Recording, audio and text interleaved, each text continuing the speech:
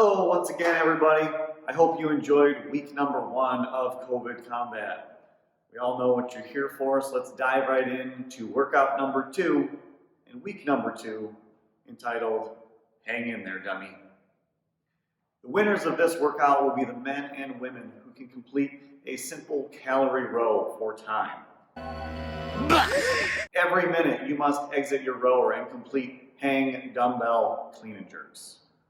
The men will need to complete 50 calories on the rower, while the women will be needing to complete 40 calories.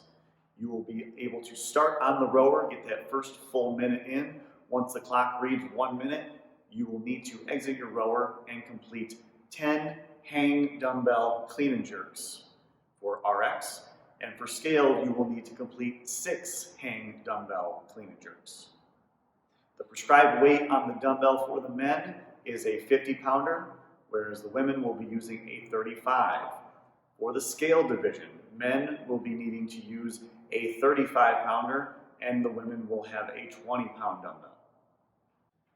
Here are the movement standards for Hang in There, Dummy. The athlete will start on the rower with the display on and cleared set to 0 calories.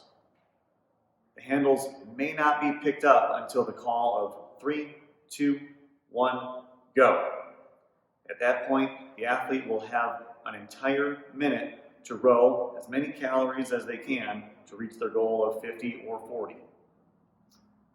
The handles must be put back into the handle hook once we reach the minute mark. At that point, the athlete must get out of the rower and complete either 10 or 6 hang dumbbell clean and jerks. Only at that point may the athlete get back into the rower and continue from where they left off.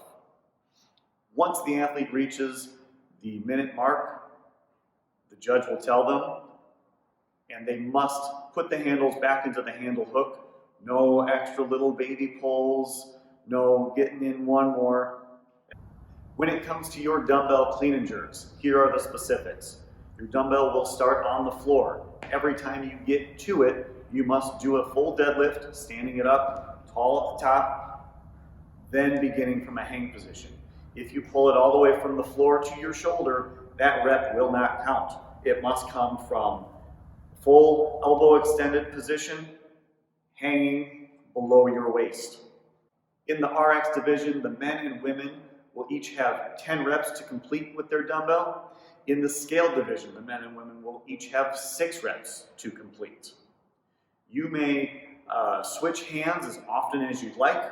Certainly the best strategy is to do all 5 or 3 reps on one arm and then switch to the other.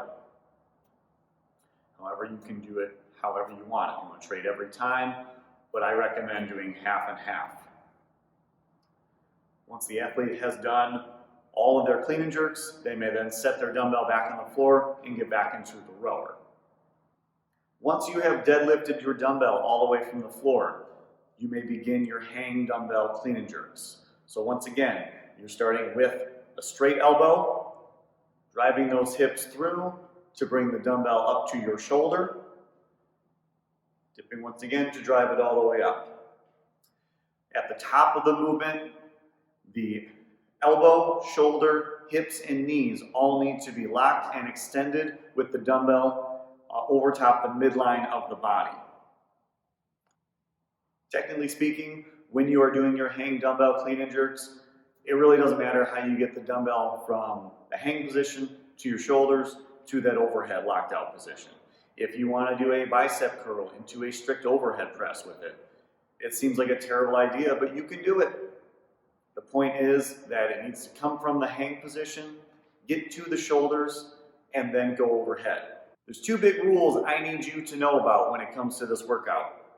You will be penalized 5 calories if, during your row, you just let go of the handles and let it go careening back into the machine. To pedaling.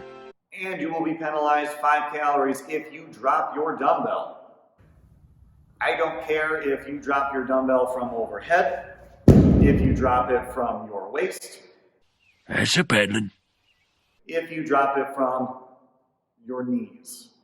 And I don't care if this happens by mistake, your hands get sweaty and it slips, rules are rules.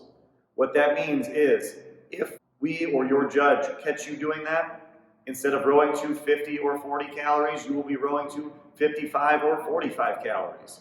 And they will compound if you continue to make this mistake. Now let's talk about some tips and strategy when it comes to this workout. Number one, utilize that full minute of rowing that you get at the start.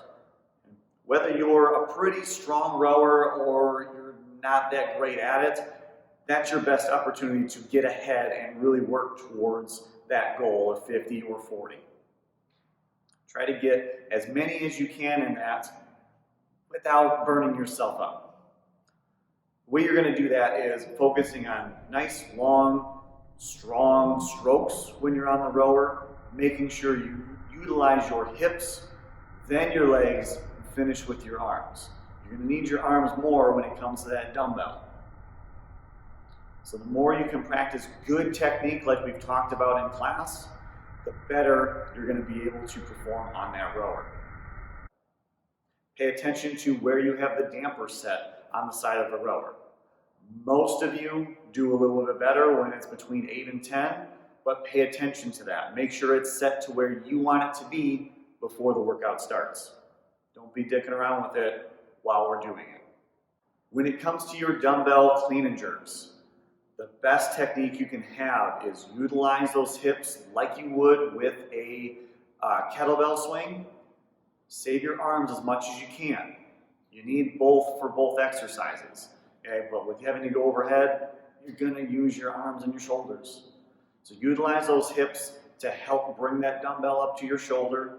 Receive it with your knees and hips flexed, ready to extend and drive that dumbbell into your overhead locked out position. Bring it down as you would with a kettlebell swing. Straight out in front, elbow already extended, so you don't have to do anything extra with that, and receiving it with those hips back, ready to explode with another rep. One last thing with your rower. Strap your feet in. I know it's going to add a little extra time to get in and out, but that's going to allow you to drive much harder. Okay? When you see me pushing, you can see I drive through my heels, my toes and midfoot start to lift off from those foot pads. If I wasn't strapped in, I would be fighting myself and that momentum a lot more.